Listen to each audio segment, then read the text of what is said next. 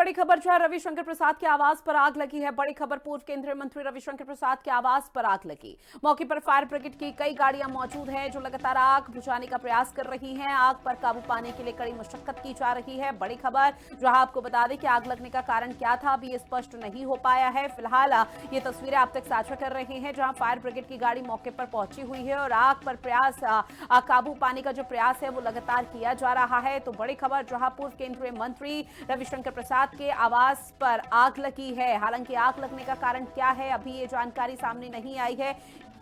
पूर्व केंद्रीय मंत्री के सरकारी आवास है जहां पर आग लगी और जैसे ही आग लगी तो तुरंत फायर ब्रिगेड की टीम को मौके पर बुलाया गया जो लगातार कड़ी मशक्कत कर रही है आग पर काबू पाने के लिए। तो तस्वीरें आप तक साझा कर रहे हैं। आग पर काबू पाने के लिए लगातार प्रयास किए जा रहे हैं। फिलहाल आग पर काबू पाया नहीं गया है। रविशंकर प्रसाद के आवास पर आग लगी है। ये सरकारी आवास है पूर्व केंद्रीय मंत्री का जहां पर यह आग लगी है। आग लगने का कारण क्या कुछ रहा आपसे कुछ ही देर बाद प्रशासन के तमाम अधिकारियों की तरफ से स्पष्ट किया जाएगा। किस वजह से आग लगी है बाकायदा इस बात की जानकारी दी जाएगी।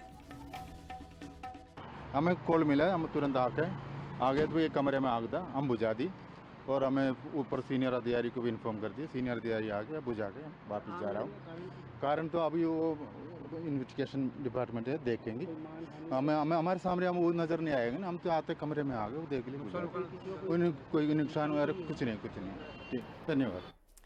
और देखिए अब ऐसे में मौके पर फायर ब्रिगेड की टीम मौके पर पहुंची हुई है और ऐसे में आग बुझाने का लगातार प्रयास किया जा रहा है। और ऐसे में फिलहाल अभी तक जो जानकारी सामने आई है उसमें कोई बड़ी जनहानि भी नहीं बताई जा रही है। हालांकि ये कहा जा रहा है कि घर में जो सामान था वो जरूर जलकर खाक हो चुका है और काफी हद तक का नुकसान इस दौरान हुआ है। लेकिन अभी जैसे ही आग पर काबू पा लिया जाएगा तो जो तमाम वहां पे टीमें मौजूद हैं, इन्वेस्टिगेशन टीमें, वो इस पूरे मामले की तफ्तीश तक जाएंगी, तहकीकात करेंगे और तहकीकात के बाद ही स्पष्ट हो पाएगा कि आग लगने का कारण क्या कुछ रहा।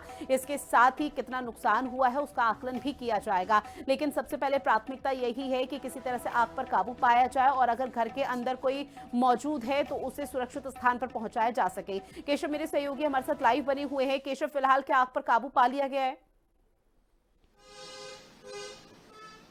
देखिए बिल्कुल तकरीबन 8:05 की ये घटना है जिस वक्त पूर्व केंद्रीय मंत्री रविशंकर प्रसाद के आवास पर आग लगने की खबर निकलकर सामने आई और मौके पर 3 दमकल की गाड़ियां हैं जो मौजूद रहे और आग पर पूरे तरीके से काबू पाने का काम जो है वो इस वक्त फायर ब्रिगेड की तरफ से जो फायर टीम है उनकी तरफ से पा लिया गया है। और ये तस्वीरें इस वक्त हम रविशंकर प्रसाद के आवास के बाहर से आपको दिखा रहे हैं जहां ये खबर निकलकर सामने आई थी कि उनके आवास के अंदर जो एक कमरा है उसमें से आग लगने की जो खबर है वो निकलकर सामने आई थी। और जो तस्वीरें इस वक्त आपको हम दिखा रहे हैं, लगातार यहाँ पर जो तमाम प्रशासन के लोग हैं उनकी आवास के अंदर मौजूदगी लगातार बनी हुई है और जिस कमरे में आग लगी थी वो उस कमरे में आग बुझाने का काम जो है वो दमकल के लोगों ने कर लिया है। और अब ये समझने की कोशिश प्रशासन की तरफ से लगातार की जा रही है कि आखिरकार आग लगने का कारण क्या है और जिसको लगातार ये सुनिश्चित करने का काम जो है वो प्रशासन की तरफ से निश्चित तौर पर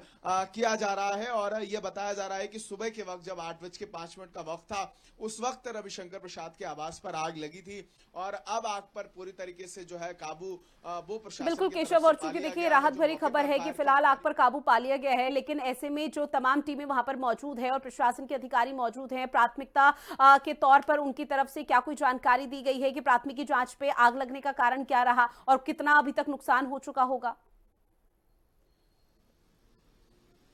देखिए जान माल की अगर हम जिक्र करें तो ऐसी कोई खबर निकलकर सामने नहीं आई है। यह बताया गया है कि संभावना यही जताई जा रही है कि शॉर्ट सर्किट की वजह से जो है वो आग लगी है। और एक जो आवास में पिछला कमरा है जो स्टाफ के लिए नियुक्त था और एक आगे जो सामान्य रूम है, ड्राइंग रूम है, उसमें आग लगने की खबर निकलकर सामने आई थी।